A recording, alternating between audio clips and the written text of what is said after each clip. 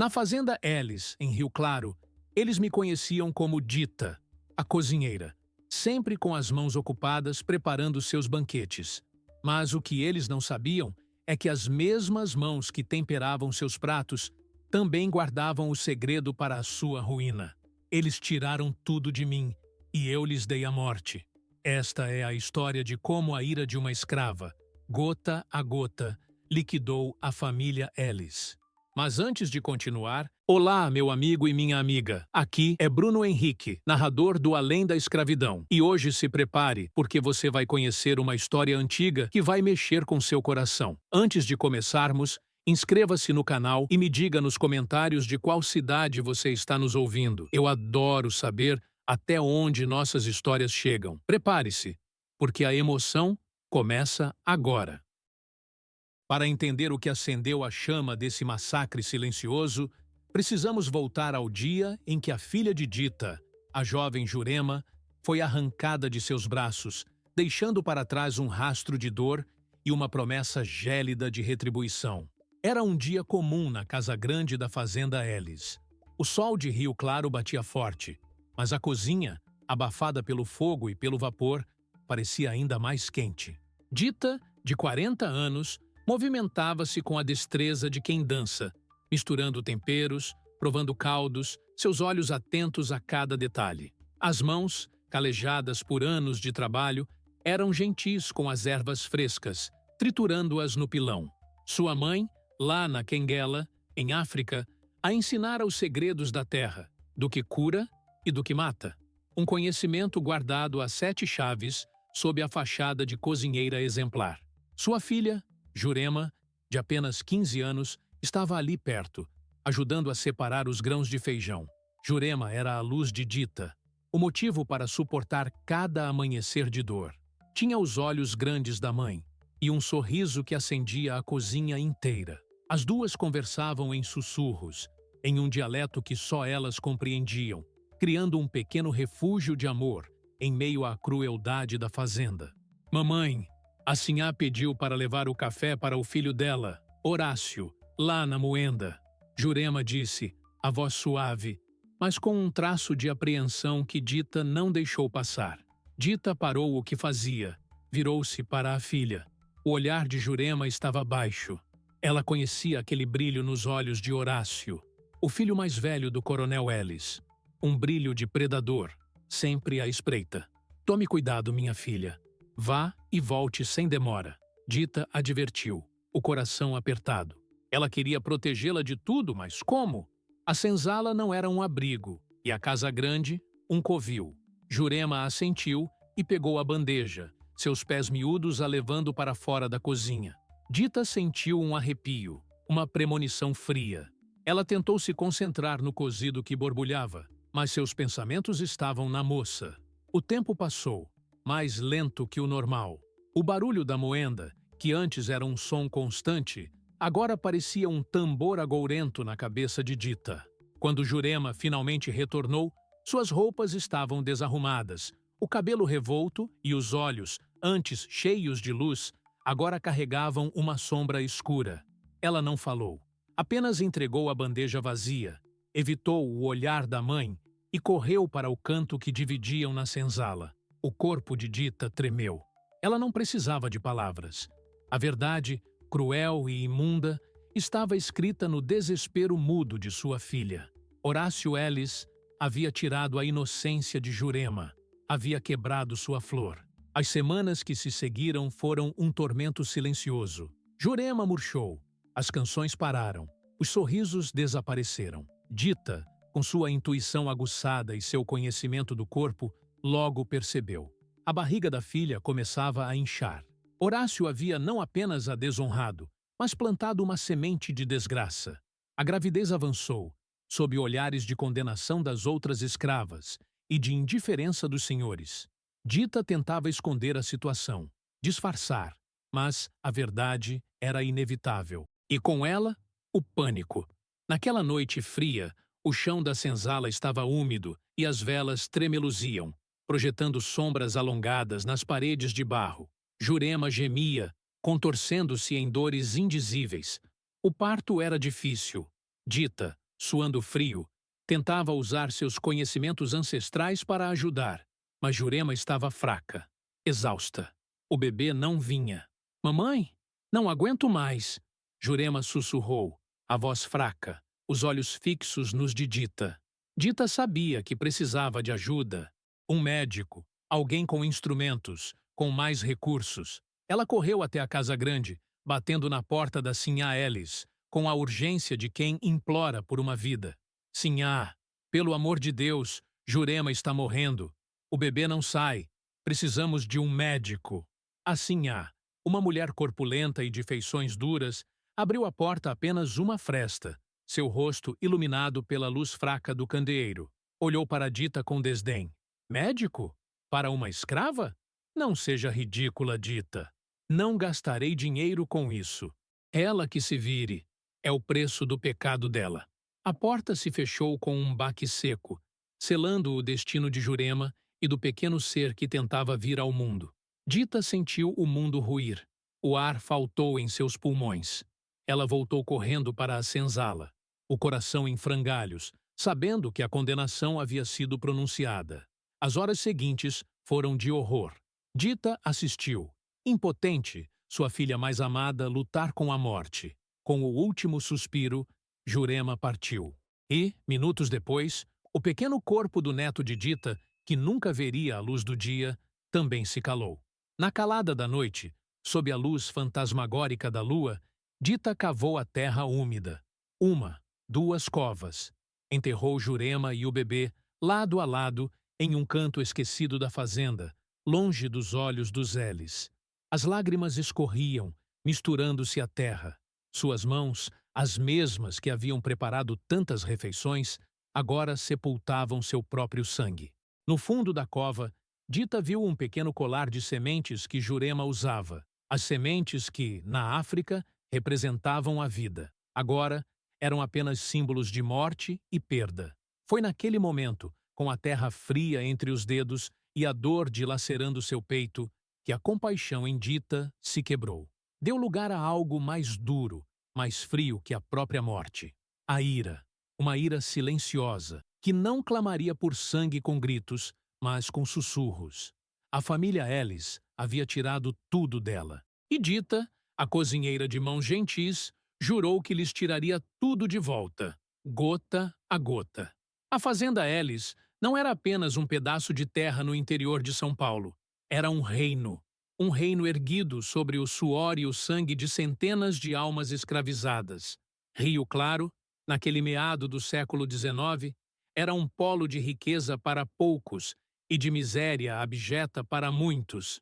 Para Dita, para Jurema e para todos os outros homens, mulheres e crianças de pele escura, a fazenda era um inferno verdejante, onde o sol escaldante não trazia calor, mas a promessa de mais um dia de chicote e humilhação. A casa grande se erguia imponente, com suas janelas altas e portas largas, um monumento ao poder dos Elis. Lá dentro, o luxo contrastava brutalmente com a senzala, uma linha de barracões de barro e taipa, escura e fétida, onde a esperança morria um pouco a cada noite. O coronel Elis, com seu porte arrogante e voz grossa, era o rei desse lugar.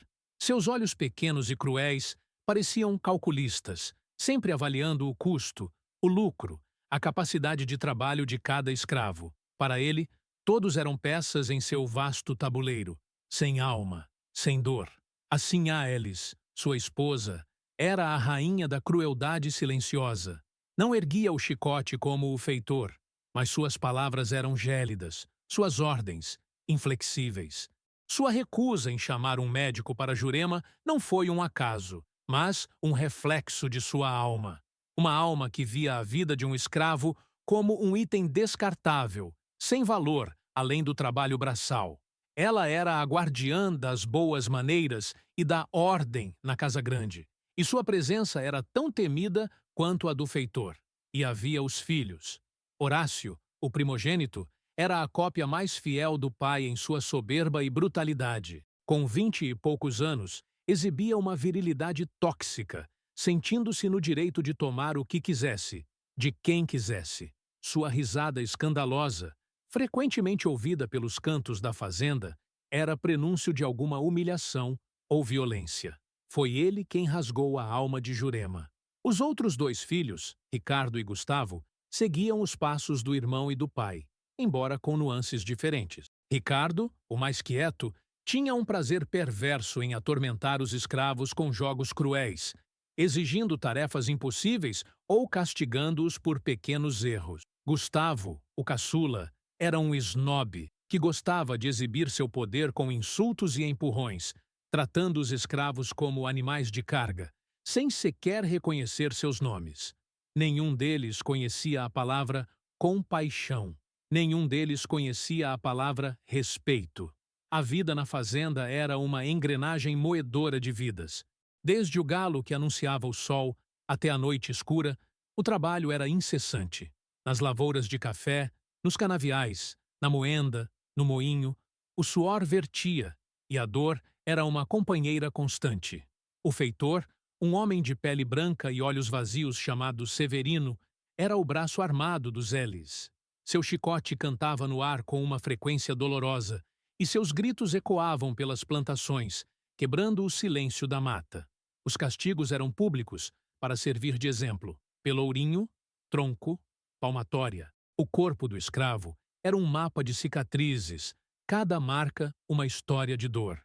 Dita via tudo. Ouvia os lamentos à noite, sentia o cheiro do sangue e da poeira.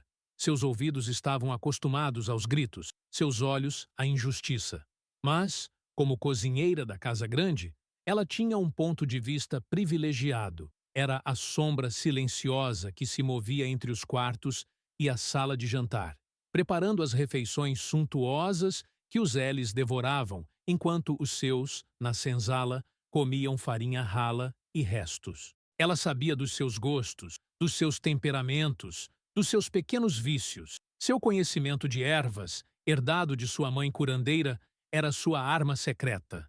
Antes da tragédia de Jurema, Dita usava esse dom para aliviar as dores dos seus. À noite, escondida, ela preparava chás para a tosse, compressas para as feridas do chicote, ungüentos para as queimaduras do sol. Ela era a mãe para muitos na senzala, a confidente que ouvia os sussurros de desespero e oferecia um pequeno alento. Um dia, Zeca, um jovem escravo que trabalhava no cafezal, apareceu com o rosto inchado e febril, tossindo sem parar. O feitor o havia chicoteado sem piedade por derrubar uma saca de grãos. Zeca tinha os olhos marejados de dor e desespero. "Dita, me ajuda, por favor", ele implorou, a voz rouca. Dita o levou para seu canto, onde guardava suas ervas secas e raízes. Com as mãos ágeis, ela preparou um chá forte, misturando folhas de goiaba com cascas de angico. Ela fez um emplastro com arruda e babosa para as feridas abertas nas costas. Enquanto aplicava, seus olhos encontravam os de Zeca, e ela via o medo, mas também a fé em seus cuidados. "Aguenta firme, meu filho.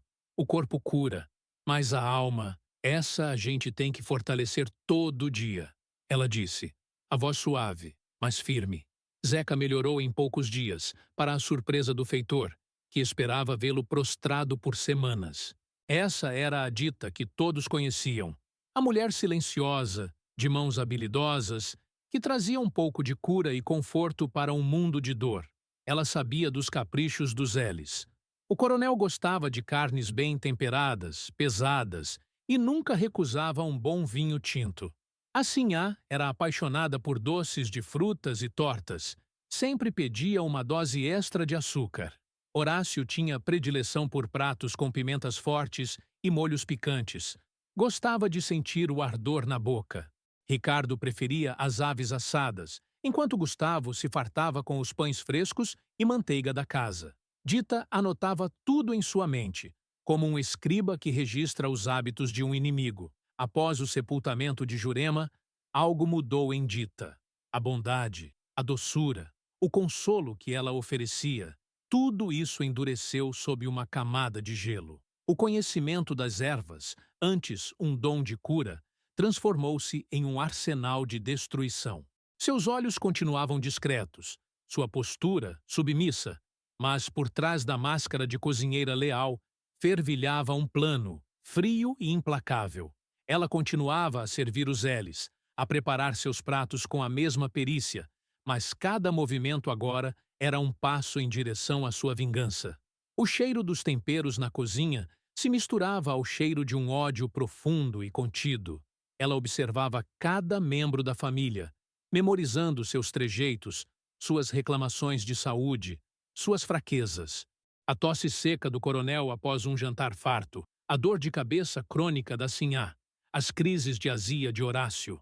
Tudo era informação útil para a nova Dita, a que não mais curava, mas planejava a doença, a que não mais salvava, mas ceifava. A senzala ainda havia como a matriarca sábia, a curandeira secreta. Mas Dita sabia que seu propósito agora era outro. A morte de Jurema e do bebê havia rasgado um véu, revelado a ela que, contra a opressão dos L's, a única resposta possível era a aniquilação.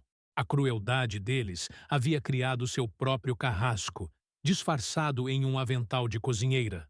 O cheiro de terra molhada ainda grudava nas mãos de Dita, mas era o cheiro do sangue de Jurema que impregnava sua alma. De volta à senzala, na escuridão opressiva que era seu lar, ela segurava o pequeno colar de sementes que fora de sua filha. Cada semente, um ponto de dor, um ponto de não retorno. As lágrimas haviam secado, substituídas por uma aridez cortante que ressecava sua garganta.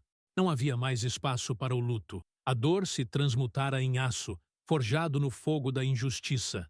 Ali, no silêncio pesado da noite, Dita sentiu que a velha Benedita Quengele, a curandeira de coração mole, morrera junto com Jurema.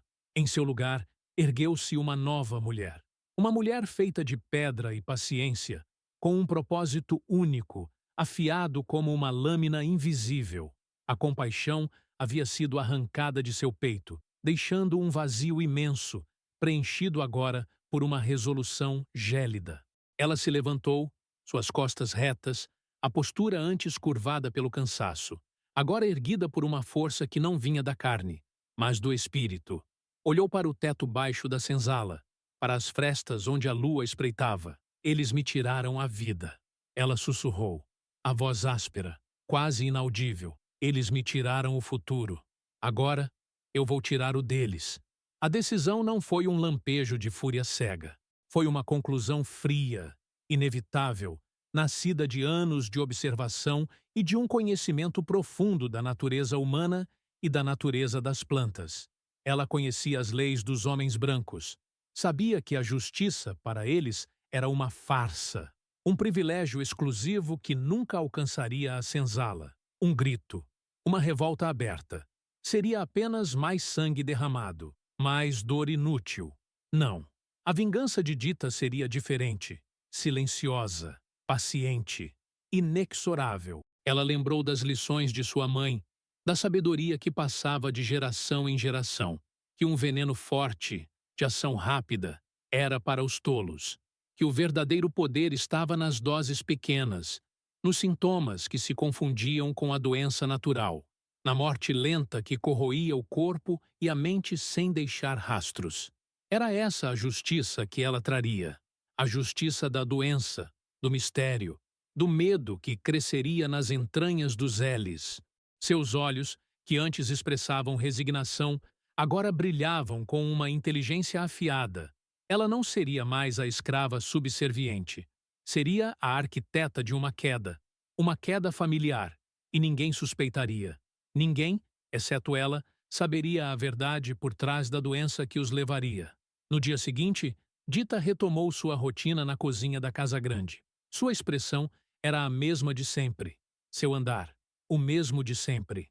Mas, sob a superfície, um plano grandioso e terrível começava a ser traçado. Ela era a cúmplice de si mesma, a única guardiã de um segredo que pesava mais que as panelas de ferro que levantava. A transformação estava completa. A vítima havia morrido. A algoz, nascida da dor, assumia seu posto. Ela observava assim a Alice reclamar de uma enxaqueca crônica. Via o coronel tossir, a voz rouca após um lauto jantar. Percebia as crises de Horácio, seu rosto contorcido pela azia. Ricardo, que mal disfarçava um mal-estar gástrico. Gustavo, com suas reclamações sobre nervos e cansaço. A família Ellis era uma coleção de fraquezas, e Dita agora as via como portas abertas para sua vingança.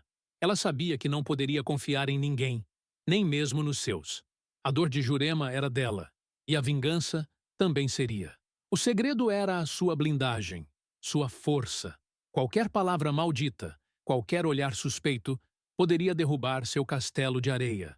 Sua conspiração era solitária, tecida nas sombras de sua mente e no silêncio de seus atos. À noite, quando a senzala adormecia e a casa grande silenciava, Dita não dormia. Em vez disso, ela revisitava as lições de sua mãe. Mentalmente, ela repassava o catálogo de plantas que conhecia, as que causavam febres brandas, as que induziam fraqueza, as que provocavam convulsões discretas, as que atingiam o coração ou os rins de forma indetectável. Ela separava, em sua mente, as dosagens, as combinações. Havia a raiz da mão de macaco, que em doses ínfimas provocava um cansaço inexplicável, um definhamento lento. As sementes do olho de cabra, que podiam causar febres e delírios sem deixar rastros no sangue. As folhas da erva do diabo, capazes de corroer as entranhas se usadas com sabedoria. Eram venenos que a natureza disfarçava como doenças, e Dita era a mestra em desvendar e manipular seus segredos. Ela visualizava cada membro da família Ellis morrendo, não em um único ato de violência, mas definhando, perdendo a força, a vitalidade, a arrogância. Uma morte lenta, humilhante, que os faria questionar a própria sanidade e a de seus médicos. Uma morte que os privaria da honra, do poder, de tudo o que consideravam sagrado. Seus dedos, que haviam sentido o calor do corpo de Jurema e a frieza da terra, agora sentiam um arrepio diferente. Era o arrepio da justiça. Aquele colar de sementes, antes símbolo de vida, agora era o talismã de sua promessa. Não haveria gritos na execução de seu plano. Não haveria fogo. Apenas o silêncio mortal da doença, orquestrado pela cozinheira de coração endurecido. Ela se tornou uma espiã em sua própria casa. Cada conversa dos Ellis na mesa de jantar, cada reclamação sobre um mal-estar, cada visita do médico, tudo era gravado em sua memória. Dita se movia entre eles como uma sombra, invisível, onipresente. Eles comiam de suas mãos, bebiam de seus potes, e ela, com um olhar de falsa preocupação, guardava o segredo mais mortal de toda a fazenda. A vingança de Dita não seria uma batalha, seria uma guerra de atrito, travada em cada prato, em cada xícara, em cada gole. Após enterrar Jurema, o tempo se tornou um inimigo a ser domado. Dita sabia que a vingança exigia mais que força bruta, exigia inteligência e uma paciência de predador. Pelos 6 meses seguintes, ela não apenas cozinhou e serviu. Ela observou. Ela estudou. Cada membro da família Ellis se tornou um alvo em seu tabuleiro. Suas vidas, peças a serem movidas e derrubadas com precisão cirúrgica. Dita anotou em sua mente, com uma clareza assustadora, a rotina dos Ellis. Observou seus horários, seus hábitos, seus humores. O coronel Ellis sempre começava o dia com café forte e bolachas, e terminava com um copo de vinho tinto à noite, antes do jantar farto de carnes. Assim, a Ellis tinha um apetite voraz por doces, especialmente após o almoço, sempre exigindo suas compotas de frutas e pudins. Horácio, o primogênito e estuprador de Jurema, gostava de pimentas e molhos picantes, adicionando-os a quase todos os seus pratos. Ricardo, o filho do meio, preferia aves assadas, enquanto Gustavo, o caçula, era um devorador de pães e manteiga fresca. Ela estudou também suas fraquezas de saúde. O coronel tinha tosses secas persistentes. A sinhá sofria de enxaquecas frequentes e uma fraqueza que ela atribuía aos nervos. Horácio vivia com azia e dores estomacais. Ricardo tinha problemas intestinais recorrentes. Gustavo reclamava de cansaço sem motivo e insônia. Para os Elis, eram meros incômodos. Para Dita, eram o mapa de sua aniquilação. Seu conhecimento ancestral de ervas, outrora usado para curar, tornou-se seu arsenal. Nos raros momentos de solidão, quando ia à mata buscar lenha ou colher frutas, Dita procurava, não por temperos ou remédios, mas por certas plantas, raízes de maniçoba, em sua forma bruta e não tratada, folhas de erva de São João Brava, que em doses controladas causavam delírios e fraqueza, sementes de mamona, quando processadas de uma forma específica, tornavam-se um veneno insidioso. Ela colhia-as com cuidado, embrulhava-as em folhas secas e as escondia em buracos de árvores ocos, ou sob as pedras do riacho que cortava a fazenda. À noite, na penumbra da senzala, enquanto os outros dormiam o sono dos exaustos, Dita trabalhava. Não havia velas para iluminar. Apenas a luz bruxuleante da pequena fogueira que mantinha acesa para aquecer a pouca comida. Com pilões e panelinhas de barro que mantinha escondidas, ela macerava, fervia, concentrava, extraía os óleos, os pós, as tinturas. Criava diferentes tipos de veneno, cada um com um perfil distinto, uma ação específica. O plano era de uma inteligência gélida. Não haveria mortes simultâneas. Isso levantaria suspeitas. A ideia era que os Elis adoecessem gradualmente, um após o outro, seus corpos definindo como se fossem atingidos por uma praga natural. A morte viria de forma lenta, dolorosa, mas sem que ninguém pudesse apontar um dedo para Dita. Para o coronel, Dita preparou um extrato de raiz de maniçoba, que, em doses minúsculas e diárias, atacaria o fígado e os rins, simulando falência orgânica. Ela sabia que ele não dispensava seu vinho noturno. Algumas gotas no fundo da garrafa, misturadas ao sabor forte do tinto, seriam indetectáveis. Ou nas carnes pesadas que tanto apreciava, onde o tempero disfarçaria qualquer sabor estranho. Para a Sinhá, a predileção por doces seria sua perdição.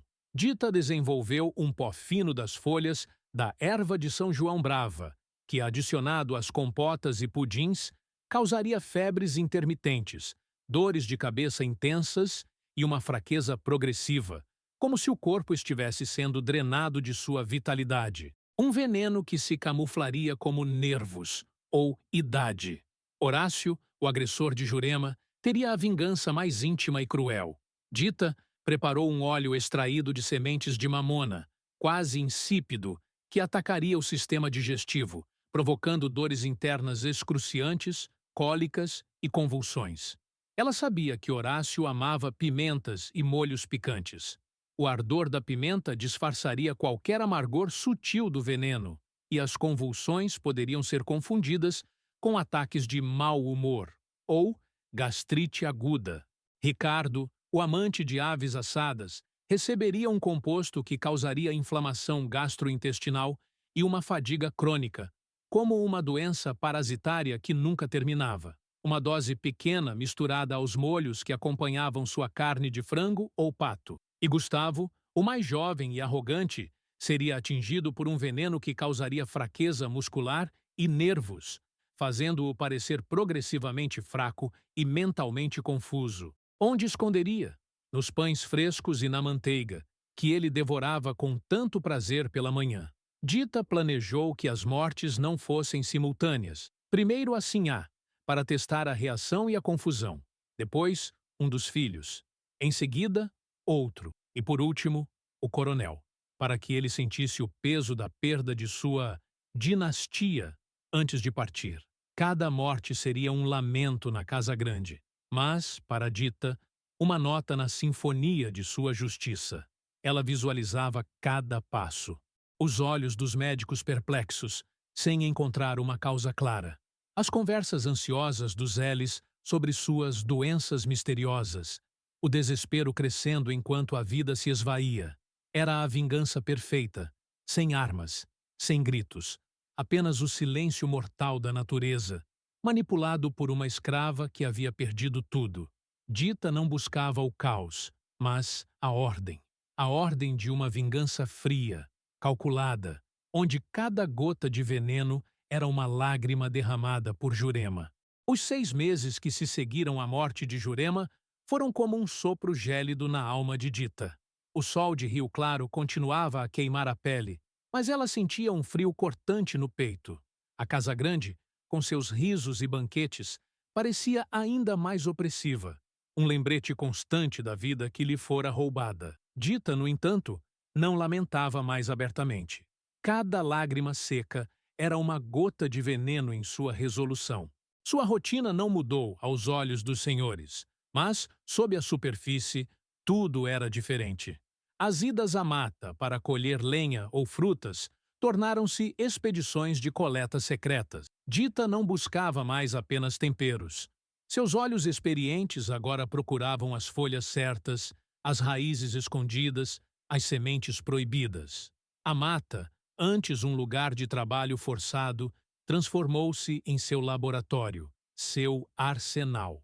Com um pequeno facão de cabo de madeira, ela cavava com cuidado, desenterrando raízes nodosas, arrancava folhas de tons escuros, com texturas pegajosas, colhia bagas que, à primeira vista, pareciam inofensivas. Cada elemento era guardado em trouxas de pano rústico, que ela escondia com maestria entre os feixes de lenha ou em cestos de vime, sob uma camada de vegetais comuns. À noite, na senzala, a dita cozinheira dava lugar à dita alquimista. Enquanto os outros dormiam o sono pesado do cansaço, ela acendia uma pequena fogueira discreta, longe dos olhos curiosos. Usando panelinhas de barro e pilões que mantinha escondidos sob sua esteira, ela macerava, fervia, destilava. O cheiro de ervas e fumaça misturava-se no ar, mas era um odor familiar na senzala, onde remédios caseiros eram a única salvação. Ela produzia pós finos, óleos translúcidos e tinturas escuras, cada um em um pequeno recipiente, cuidadosamente vedado e marcado em sua mente para um propósito específico, para um hélice específico. A precisão era vital. Uma dose errada poderia levar à desconfiança, ao fracasso. Ela visava a lentidão, a simulação, a morte que se disfarçava de doença natural. Os hélices, alheios ao perigo que se preparava em sua própria cozinha, continuavam seus dias de luxo e tirania. Dita os observava com uma frieza quase científica. Sentada no canto da cozinha, enquanto ouvia suas conversas à mesa, ela gravava cada detalhe. Dita, o coronel andou reclamando do fígado de novo. Faça um chá de boldo para ele mais tarde. Assim a Alice disse um dia, sem tirar os olhos do livro. Dita apenas assentiu, seu rosto neutro. O coronel reclamava do fígado? Perfeito. O veneno que causaria falência orgânica seria sua dose de remédio. No entanto, a linha entre a discrição e a desconfiança era tênue. Um dia, Severino, o feitor, a encontrou voltando da mata com o cesto de lenha estranhamente pesado. O que tanto faz na mata, Dita? Ele perguntou, o chicote balançando na mão, os olhos astutos fixos nela. Atrasa o serviço da cozinha para andar por aí? Dita manteve a calma, seus olhos baixos, colhendo ervas para o tempero novo da sinhá Severino, para o frango que ela tanto gosta. Ela pediu. A mentira saiu fácil, ensaiada. Severino grunhiu, meio desconfiado, mas a menção da sinhá e do frango o fez recuar. Ele deu de ombros e seguiu seu caminho, mas Dita sentiu um arrepio na espinha, um lembrete constante do perigo. Outro momento de tensão ocorreu durante o jantar.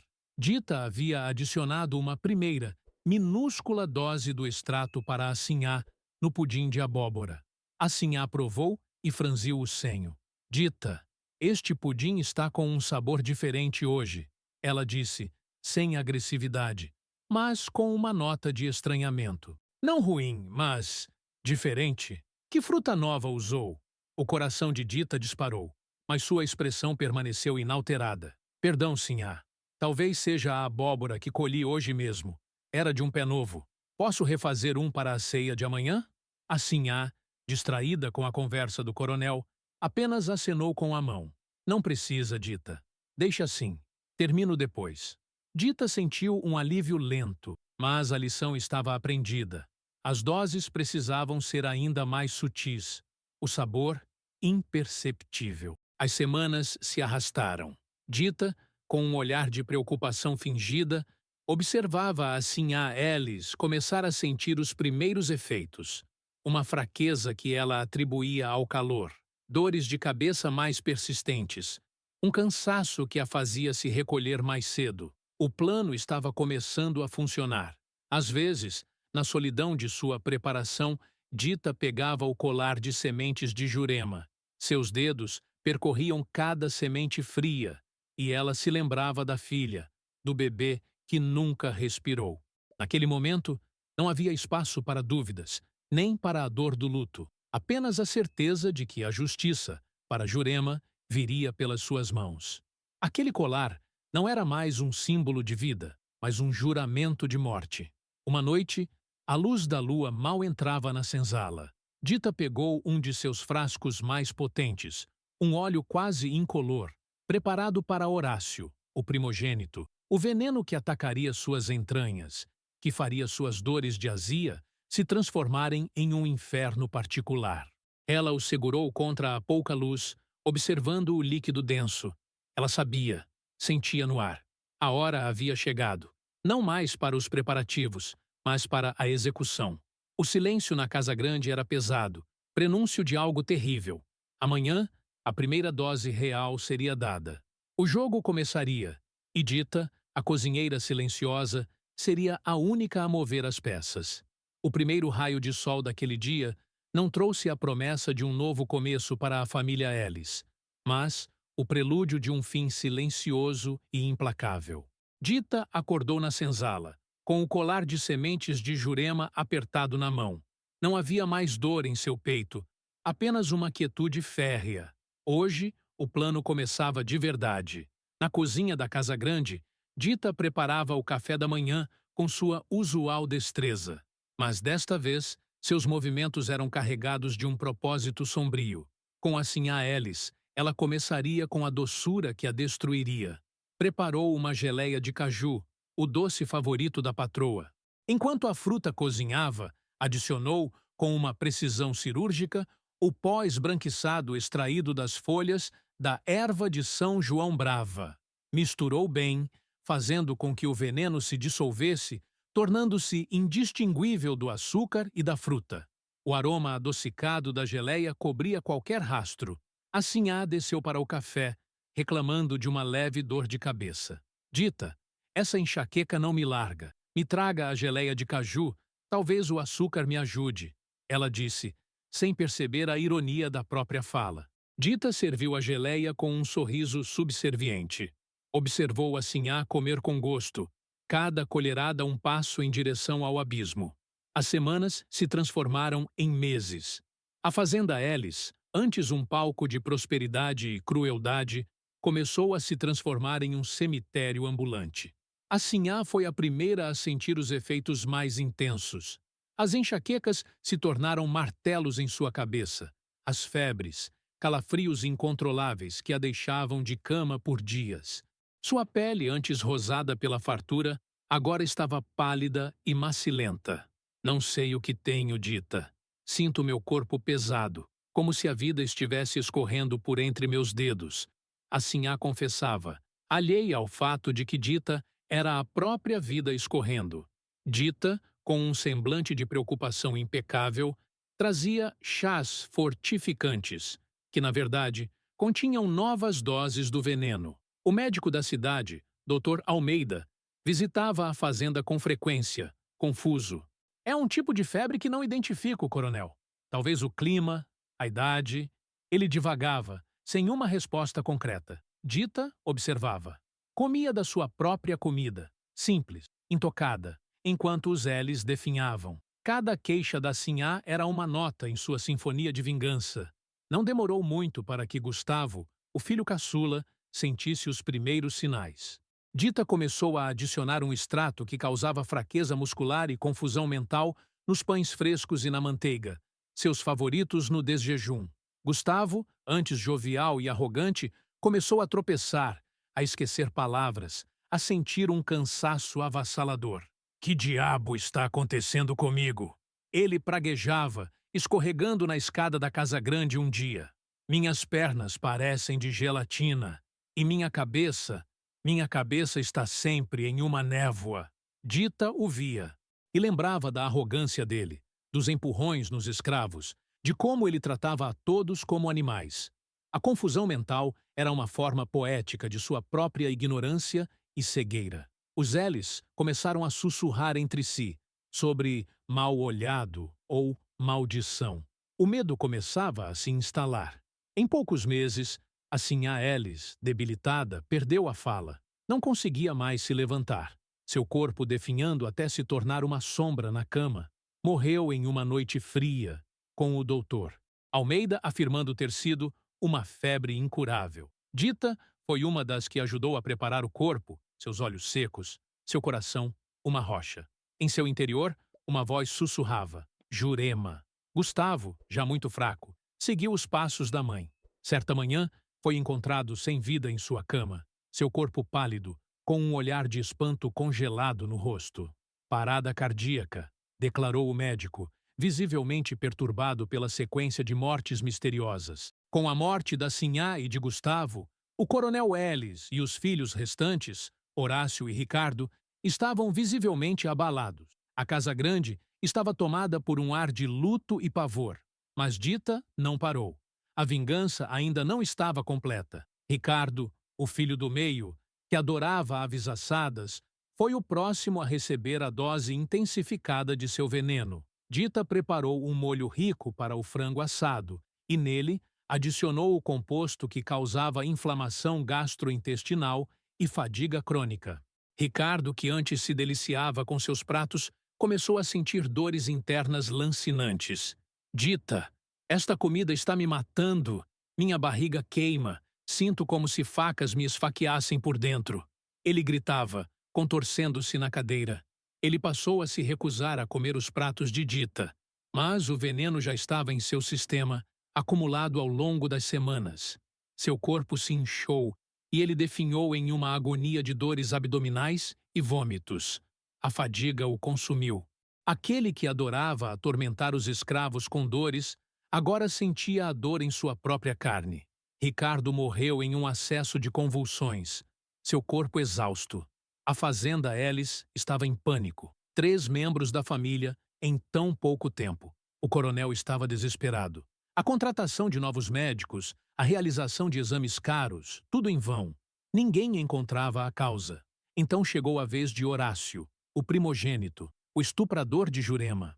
Dita havia guardado para ele o óleo mais cruel, o que causava dores internas excruciantes e convulsões. Ela o misturava nos pratos picantes que Horácio tanto amava.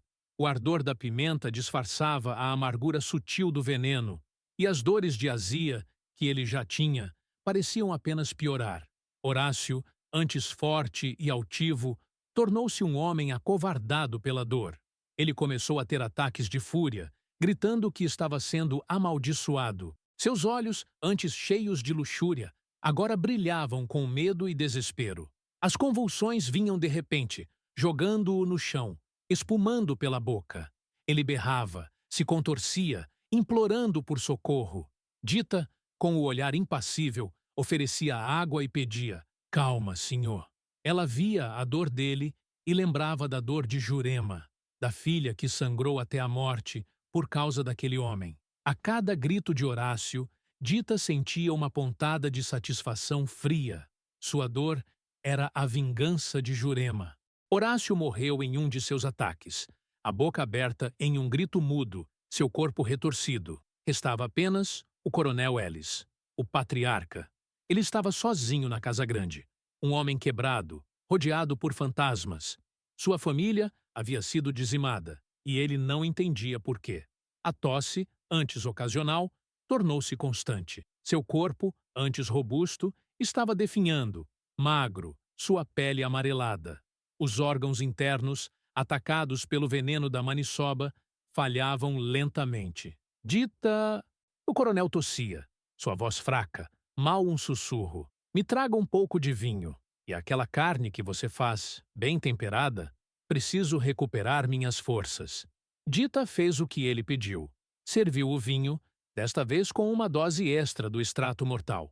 A carne, preparada com o mesmo cuidado de sempre, mas agora era o veículo final de sua justiça. Ela observou o coronel comer e beber, sua face exausta, sua mente confusa. Os dias se arrastaram, e o coronel Ellis definhou ainda mais. A cama se tornou seu mundo, sua respiração, um chiado sofrido. A fazenda, antes vibrante, agora era um silêncio fúnebre. Naquela noite, a última.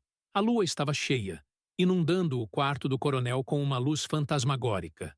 Ele estava quase inconsciente, seu corpo fraco, seu coração lutando para bater. Dita entrou no quarto, uma bacia de água e um pano úmido nas mãos. Ela se aproximou da cama, o último Ellis agonizando à sua frente. Com um gesto suave, ela limpou o suor da testa do coronel. Seus olhos, antes baixos e submissos, agora o encaravam com uma intensidade gélida. Ele abriu os olhos brevemente, sem reconhecê-la. Jurema, Dita sussurrou, a voz carregada de toda a ira do título do vídeo. Você tirou minha filha. Eu tirei tudo de você. Ela deixou o quarto, o pano úmido em suas mãos, o rosto impassível. O coronel Ellis exalou seu último suspiro minutos depois, sozinho, sem sua família, sem sua riqueza, consumido pela doença misteriosa que Dita, a cozinheira, havia preparado para ele. A vingança estava completa. A notícia da morte do coronel Ellis varreu a fazenda como um vento frio e assustador. Naquela manhã, Severino, o feitor, ao não receber ordens, foi até os aposentos do patrão. Encontrou-o rígido na cama, o rosto pálido e os olhos vidrados, abertos para o nada. Um grito agudo irrompeu da casa grande, ecoando pelos campos de café. E não era um grito de dor de um escravo, mas de puro pânico. Dita, já na cozinha, ouviu o clamor. Sua expressão permaneceu impassível, seus olhos fixos no preparo do café. Por dentro, sentia um vazio estranho, quase um alívio físico, mas também uma sensação de finalidade. A sede de vingança, que a consumira por meses, finalmente se saciara. O coronel Ellis era o último. A família Ellis estava extinta. O caos tomou conta da casa grande. Escravos corriam de um lado para o outro. Os poucos agregados da fazenda sussurravam e se persignavam. O doutor Almeida, mais uma vez, foi chamado às pressas. Seus olhos, já acostumados àquelas cenas, agora exibiam um misto de perplexidade e um temor quase supersticioso. Que praga é essa que assola esta fazenda, meu Deus? Ele murmurou para si mesmo, examinando o corpo em decomposição. Não há feridas. Não há sinais de violência. É como se a própria vida os tivesse abandonado. Dita se moveu em meio à confusão. Uma sombra eficiente, oferecendo água aos mais nervosos, arrumando as coisas que os outros derrubavam. Ninguém sequer lançava um olhar suspeito para ela. Era apenas Dita, a cozinheira, sempre ali, sempre servindo, sempre discreta. Ela observava a aflição do doutor Almeida, a forma como os escravos se afastavam do corpo, o terror nos olhos dos poucos brancos remanescentes. Era a vingança perfeita, invisível, intocável, inegável, mas sem um culpado aparente. Enquanto a comoção crescia, Dita se dirigiu ao seu pequeno quarto na senzala. Pegou o colar de sementes de Jurema, que jazia escondido sob sua esteira. Seus dedos o apertaram, e um pequeno sorriso, quase imperceptível, curvou seus lábios. Jurema estava vingada. Não havia mais razão para ficar. Sua missão estava cumprida. A fazenda Ellis, sem seus senhores, era um barco à deriva. Ela sabia que a opressão não cessaria, mas a raiz daquele mal específico fora extirpada. Dita se sentia leve, mais leve do que em anos. O corpo, cansado pela vida de escravidão, estava revigorado por um novo propósito: a liberdade. Ela esperou a noite do enterro do coronel. As velas bruxuleavam no pequeno cemitério da fazenda. As poucas pessoas que vieram de fazendas vizinhas para o velório eram fantasmas sob a luz fraca. Todos os olhares estavam voltados para a cova, para o último L sendo entregue à terra. Era o momento. Com uma pequena trouxa, contendo algumas ervas medicinais, um pedaço de rapadura e o colar de Jurema, Dita escorregou para fora da senzala. Não houve adeus. Não houve alarde. Apenas o silêncio de seus pés descalços na terra batida. Um som quase inaudível que se perdeu entre os gritos dos lamentos falsos e o vento que soprava pelos cafezais. Ela não olhou para trás. Seu caminho era a mata, sua aliada silenciosa e antiga. Conhecia cada trilha, cada riacho, cada esconderijo. A floresta, antes um local de trabalho, agora era sua rota de fuga e seu santuário. Dita não tinha um destino exato, mas a imagem de um quilombo, um lugar de gente livre, um refúgio, queimava em sua mente. Um lugar onde a sabedoria de sua mãe poderia ser usada para curar, não para destruir. Enquanto Dita se embrenhava na mata, a notícia da praga na fazenda Ellis começou a se espalhar como fogo. Não demorou para que os fazendeiros de Rio Claro e das vilas vizinhas entrassem em pânico. 5 mortes em menos de um ano, todos da mesma família, de uma doença misteriosa que nenhum médico conseguia diagnosticar. O medo não era apenas pela saúde, mas pela ordem social. Isso é uma maldição, gritava o coronel Vasconcelos, da fazenda vizinha, em uma reunião de proprietários. Estão dizendo que é mal olhado, coisa de preto macumbeiro, ou uma doença nova, que veio da África, sabe-se lá, respondeu outro, o coronel Almeida, sem parentesco com o doutor Almeida. O pânico levou à paranoia. Cada febre na senzala, cada tosse de um escravo era vista como um presságio. A crueldade aumentou. Os chicotes cantavam com mais frequência. As rondas noturnas foram intensificadas. Escravos eram interrogados sob tortura para que revelassem bruxarias ou conspirações.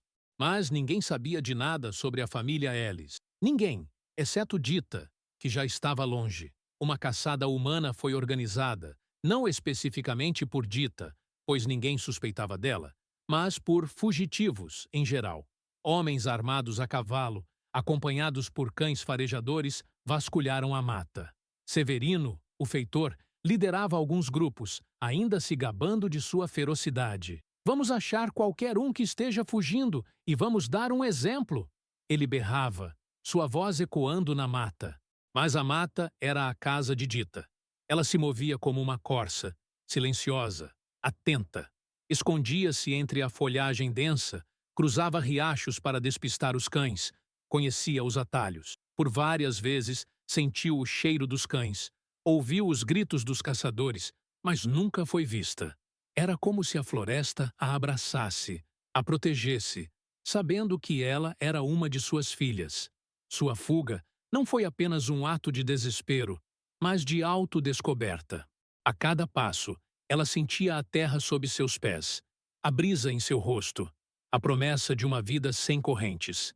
Ela era livre, não uma liberdade concedida, mas conquistada por suas próprias mãos, com sua própria justiça. No oco de uma árvore centenária, ela encontrou sinais, galhos partidos de um jeito específico, uma marca na terra, o que parecia ser um pedaço de pano rasgado pendurado em um arbusto. Eram sinais de um quilombo. A esperança, há muito adormecida, floresceu em seu peito. Seu caminho a levaria a outros como ela, a um lugar onde a doença não seria uma arma, mas um problema a ser curado. A vingança estava completa, mas a vida de Dita estava apenas começando. Sua história se tornaria um sussurro entre os escravizados, um conto de terror para os senhores, um símbolo de que a justiça, por vezes, era lenta, mas implacável, e vinha das mãos mais inesperadas. A fazenda Ellis nunca mais seria a mesma. A Casa Grande, antes palco de banquetes e risadas forçadas, tornou-se um mausoléu de mármore e silêncio. A família Ellis, com seu poder e sua crueldade, havia sido varrida do mapa não por uma revolta aberta, nem por uma doença óbvia, mas por uma justiça silenciosa e implacável. A história da praga dos Ellis se espalhou como um sussurro perigoso entre as senzalas de Rio Claro e além. Não era uma história contada em voz alta, mas em olhares, em gestos, em canções melancólicas com duplos sentidos.